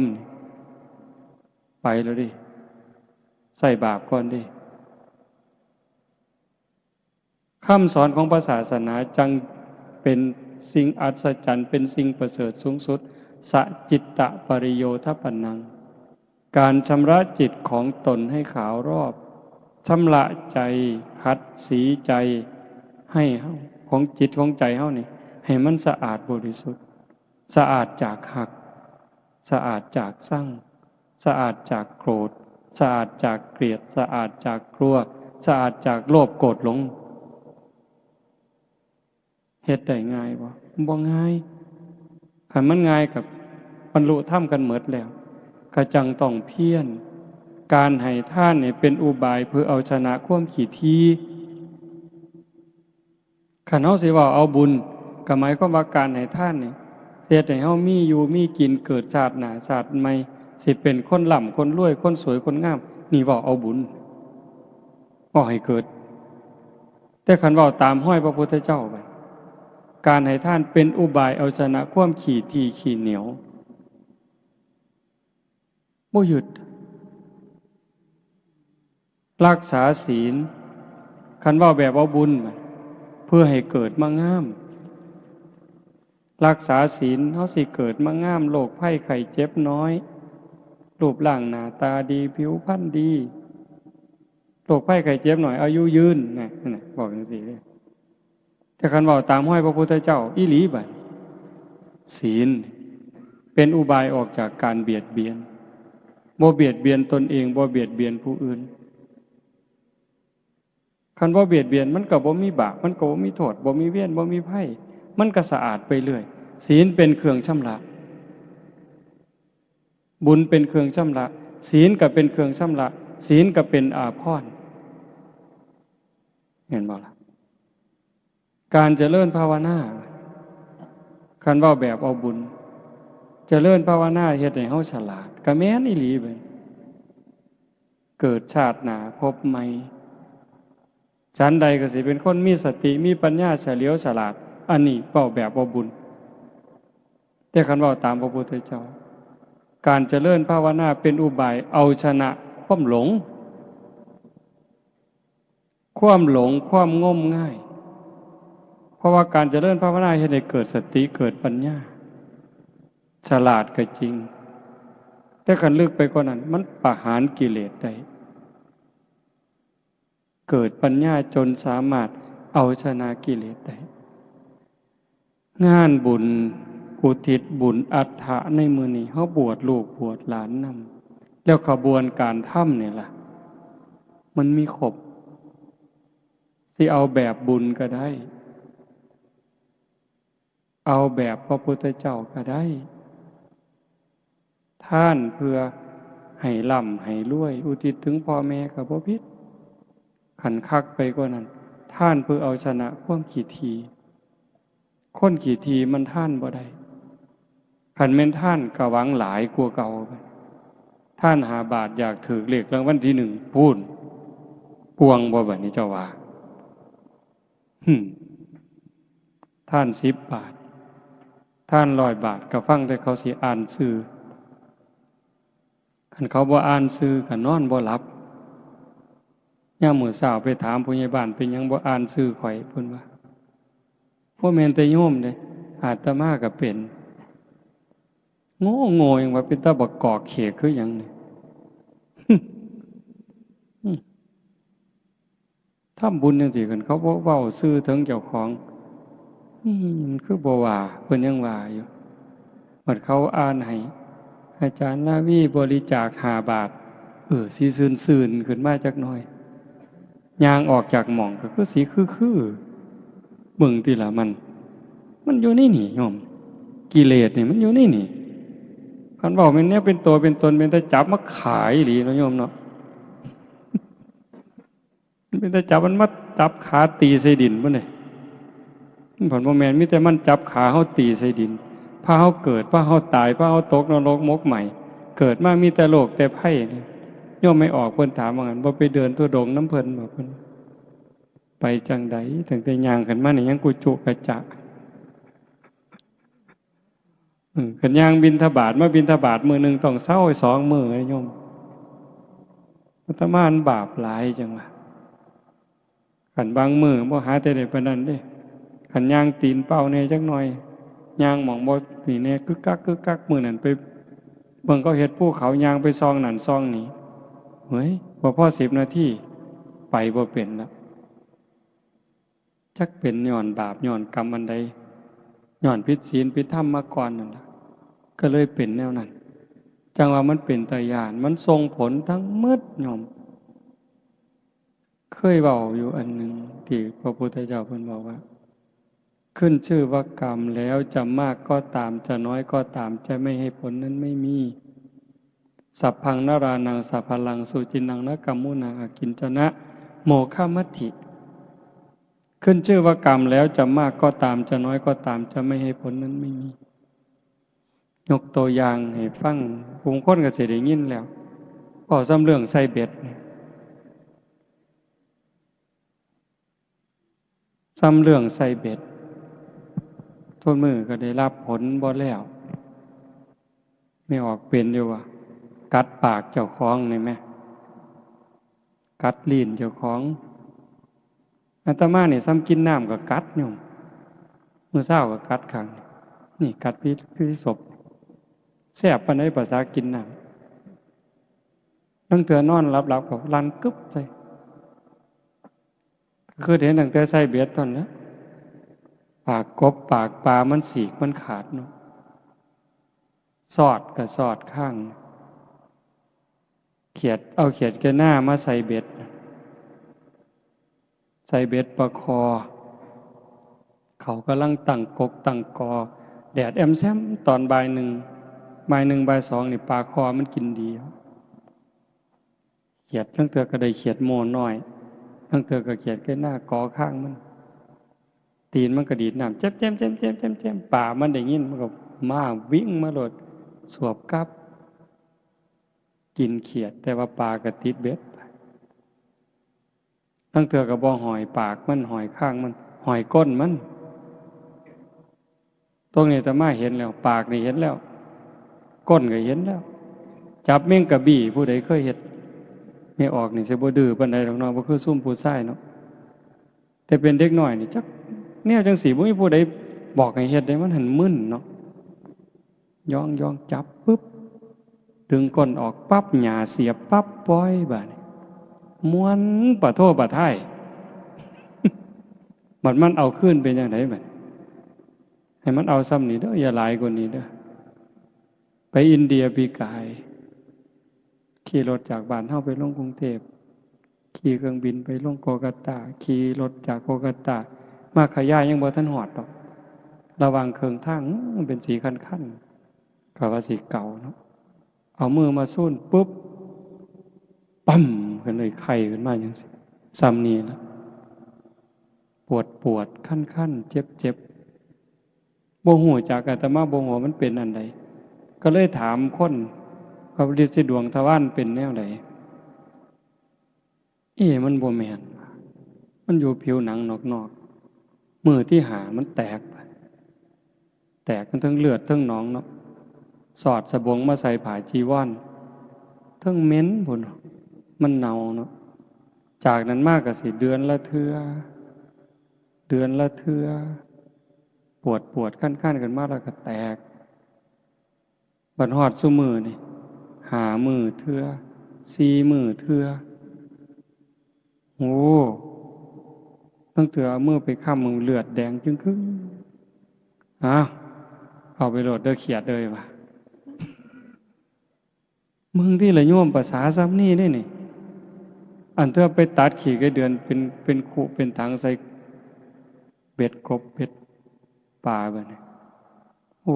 จากมันสิมาเอามือได้เด้นี่ตั้งแต่เป็นเล็กหน่อยก็ย่านแน่บ่ย่านแน่ดอกเฮาก็ว่าอยากให้พ่อแม่ได้กินตั้งแต่เพิ่นมีไก่สีขาไก่สู่เพิ่นกินทั้งย่านทั้งหานเพิ่น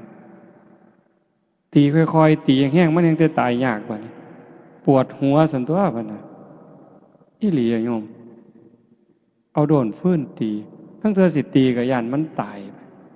คันบ่ตีก็ว่าสิกินมันตีแห้งมันห้องก็ย่านมันแต่พอสุดท้ายก็เอาจนตายจนได้หั่นล่ะวะมันจะมาปวดหัวอยู่เรื่อยนี้บ่พ้นดอกยายเล็กๆหน่อยๆจังสิเขาสิใส่แนวใดถามว่าเฮ้ยยายไปสอนได้ปลาลูกคอกก็ว่าแต่เจ้าของหมานแหละเจ้าหั่นได้หัวขี่โพกระบีบขี่แกะหมานได้เมี่ยงหนังง่อมได้เมี่ยงข้าวสารกับวานใส่ปากโลดดินเงากับหย่ำเลยจักบ้าจักดีเนาะเบิ่งกระไดคนนี่วะโอ้คิดไปจะแม่นมันหลายนั่นตีเอ้ยนั่นตีล่ะเป็นตารู้ตนเฮาก็อ้างว่าบ่ขันบ่เฮ็ดก็บ่ได้กินก็แม่นอีหลีเบิดไล่ตั๊กแตนคืออาจารย์เพิ่นว่าว่าหั่นตั้งแต่เป็นเด็กน้อยเลี้ยงงัวไล่ตั๊กแตนมาหักปีกทะลกกันดีดปีกมันแล้วหักขามันแล้วเอาไปกี้กินแล้วก็แล้วบ่เอามาโยนเล่นเบิ่งติล่ะเบิ่งความบ่ฮู้ทิพย์มาโยนน่ะตีกบเอาของกันนั่นแหมสุดท้ายก็ไปกี้กินนำกันแล้วมาเล่นเฮ็ดหยังจังวะโยนไปแต่ละเทื่อมันสิแค้นหน่อยบ่เจ้าว่าไปอูดแม่งกินนู่นมานี่เอาติเฮ้ยสิเฮ็ดจังไหนไม่ออกสิใส่แนวใดนั่งสมาธิคักๆได้นั่นล่ะจังว่ามันเป็นตาย่าน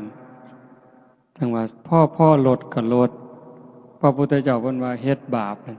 ให้เฮ็ดหน่อยๆลงมันจำเป็นอยู่บ้านนอกเฮาแฮงทุกข์แฮงยากกันบ่ขาก็บ่ได้กินบ่เฮ็ดก็บ่ได้กิน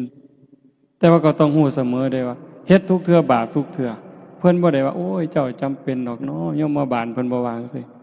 เจ้าจำเป็นเนาะจังขากันบ่ขาก็บ่ได้กินข้าซั่นเจ้าบ่ต้องบาปดอกบ่ว่าเอาคือเขาแต่ว่าฝ่าวใส่หนีกรรมใส่หนีเวรเขาโดยการให้ทานนี่ก็อุทิศให้เขา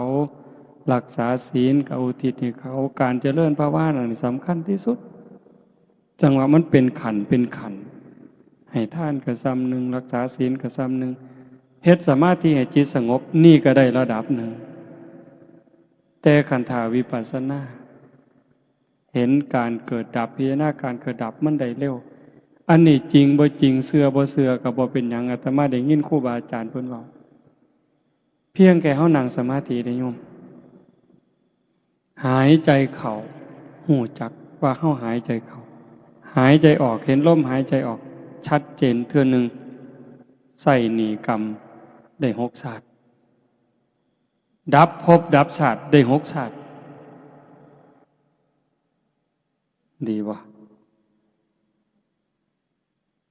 ขันยุบหนอพองหนอเห็นท้องพองหนอชัดเจน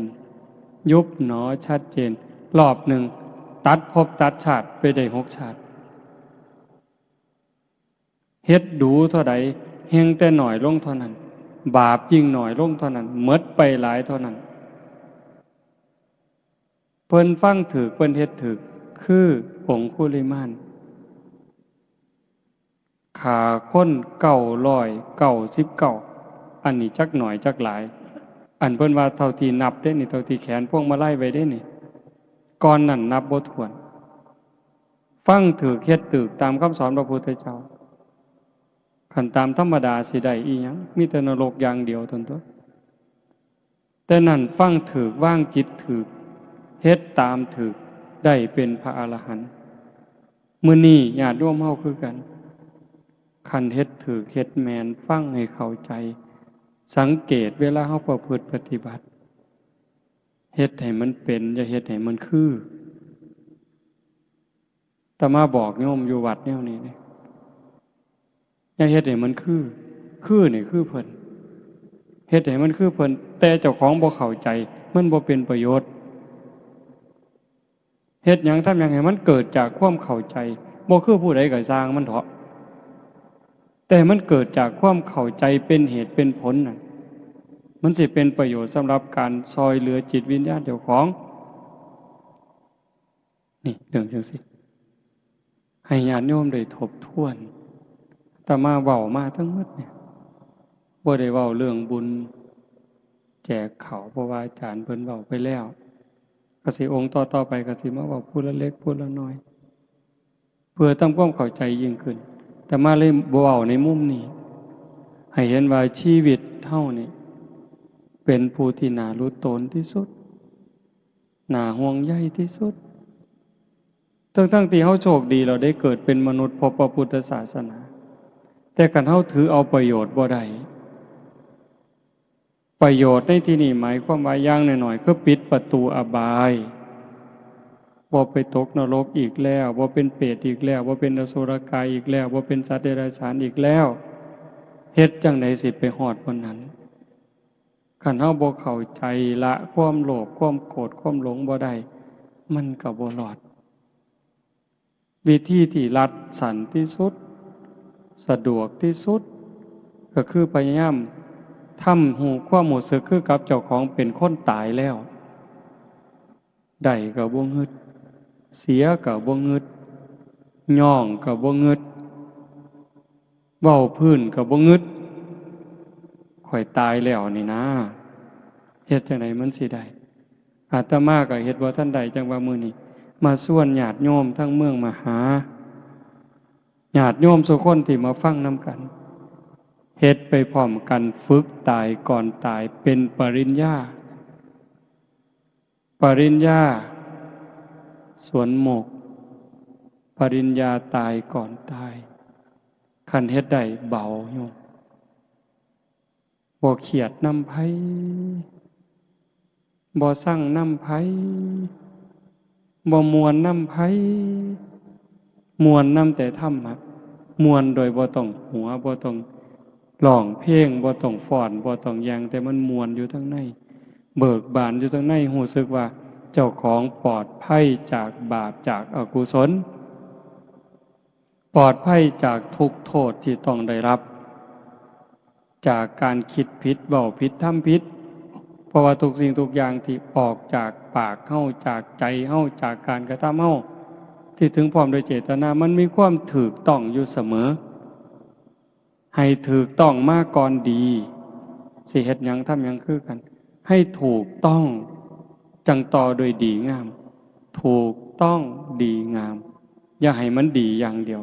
คันดีอย่างเดียวบ่ปลอดภัยจังสั่นมื้อนี้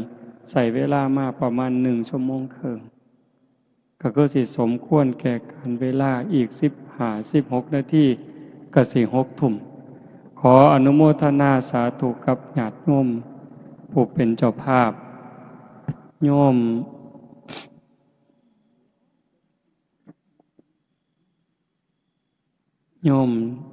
สงวนใจโยมละอองศรีใช่ปัญญาโยมสหัสใช่โยมสาวนีพันโยม ณภาพรจันใสโยมจำเริญโยมคำพันธ์พิเคราะห์กิจโยมท่องพูนเบญจวรรณสีเชียงสาโยมชาติชายอุไลจันใสโยมจาติรัตน์ดวงรัตน์จันใสโยมสมบูรณ์สุปานีสีเชียงสาโยมสุรชัยลาดาชัยปัญญาพร้อมทั้งลูกหลานญาติพี่น้องญาติโยมสุคนพิเศษนาคอยู่ไสบุนี่ออกเมื่อแล้วอธิปัตย์โยมที่ระวัดจันใสบวชจักมือบุนี่จักพรรษาก็เป็นตาลุโตนเป็นตาหนาเห็นใจมื้อนี้อยู่วัดกับผู้หนึงแต่กี้ว่าบ่เอาได้อาตมาว่าบ่เอาได้แต่ก่อนคันบ่บวชตลอดชีวิตนี้อย่ามาไก่บ่เอาดอกบัดเบิ่งไปเบิ่งมาบ่ได้บวชนะมาเขาก็ไปบวชคือเขาบวชบ่บวชเนาะเบิ่งแล้วเป็นตาลุโตนบัดไปบวชอยู่บางหม่อง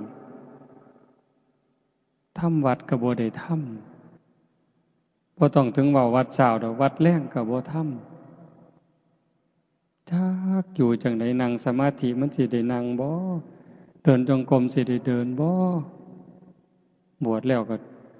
หมู่ก็ไปเล่นน้ำนั่งถ่ายมอเตอร์ไซค์หมู่ก็ไปดีดกีตาร์จักหน่อยครูบาก็ขอดีดนำแน่ หมู่มาเล่นน้ำก็เว้าเพื่อนผู้สาวให้ฟังโอ้ยเป็นตารุตนก็เลยให้บวชมื้อนี้ก็มีมาเรื่อยๆผู้ละ7มื้อผู้ละ9มื้อ15มื้อก็จักสิเฮ็ดจังไดโยมเอ้ยแก่บ่ตกแล้วล่ะคันบ่เฮ็ดก็บ่ได้ก็เป็นตาลุโตนจักหน่อยก็สิว่าบวชมาบ่แห้งแล้วศาสนาพุทธก็บ่มีหยังดอกพากูกินตัวเขาวแล้งเพิ่นสิว่าอีกห่วยก็เลยให้บวชจังซั่นบวชหน่อยก็ให้เพิ่นตั้งใจพ่อแม่ดีญาติพี่น้องดีมีครูบาอาจารย์ดีก็ย้ำเตือนกันเอาแนะนำกันเอาเด้ออนุโมทนาสาธุถ่ายที่สุดก็ขอรัตนาอ้างอิงอำนาจแห่งคุณพระศรีรัตนตรัยคุณของพระพุทธเจ้าพระธรรมพระสงฆ์และอำนาจแห่งบุญกุศลคุณงามความดีที่มีทั้งหมดทั้งมวลในสากลจักรวาลจงหลอมร่วมเป็นตบะเป็นเดชะเป็นพลวะปัจจัยเอื้ออำนวยหนุนส่งดวงจิตวิญญาณของโยมพ่อใหญ่คูณแม่ใหญ่พิมพาจันใสตลอดทั้งปู่ย่าตายายบิดามารดาสามีภรรยาญาติพี่น้องลูกเต่าเหล่าหลานตั้งแต่ชาติก่อนพบก่อนพ่อแม่ในอดีตปู่ย่าตายายในชาติก่อนพบก่อนในอดีตถ้าได้รับหูรับทราบก็จงอนุโมทนาสาธุรับเอาหากบ่สามารถจะรับหูรับทราบได้ก็ขอฝากข่าวบุญข่าวกุศลที่ญาติโยมผู้เป็นเจ้าภาพพร้อมทั้งพี่น้องสุคนที่มาร่วมบุญในมื้อนี้ได้เฮ็ดได้สร้างได้ทำตั้งแต่การให้ทานไหว้พระรับศีลฟังเทศน์ฟังธรรมเจริญสมาธิภาวนาเหล่านี้ฝากไปกับเราเทพเทวดาพระนางธรณีภูมิญาณวิถีอันเป็นทิพย์จงนำข่าวบุญข่าวกุศลส่วนนี้ไปแจ้งแก่ดวงจิตวิญญาณโยมพ่อใหญ่คูณแม่ใหญ่พิมพาจันใสพร้อมทั้งญาติพี่น้องในอดีตชาติให้ได้รับหูรับทราบแล้วจงอนุโมทนาสาธุรับเอาหากว่ามีความถูกข์ก็ขอบุญกุศลส่วนนี้จงถ่ายถอนให้ได้พ้นไปจากความทุกข์หากว่ามีความสุขดีอยู่แล้วก็ขอบุญกุศลส่วนนี้จงส่งเสริมให้เพิ่นได้มีความสุขยิ่งขึ้นไปสุดท้ายก็ขอบุญกุศลเหล่านั้นจงสะท้อนย้อนกลับมาปกปักรักษาคุ้มครองเจ้าภาพพร้อมทั้งญาติโยมทุกคนจงเป็นผู้เจริญงอกงามในจตุรพิธพรชัยคืออายุวันนะสุขภละปฏิภาณธรรมสารสมบัติเป็นผู้มีสัมมาทิฏฐิได้มีโอกาสประพฤติธรรมปฏิบัติธรรมไม่ได้เข้าถึงธรรมที่บ่ทันได้เข้าถึงได้หูแจ้งธรรมที่บ่ทันได้หูแจ้งจนสามารถนำตนให้พ้นทุกข์ได้มีความสุขกายสุขใจปรารถนาสิ่งหนึ่งประการใดหากเป็นไปโดยชอบประกอบโดยธรรมก็ขอให้ความหวังความปรารถนานั้นจงสำเร็จทุกๆประการโดยทั่วกันทุกท่านทุกคนเถิด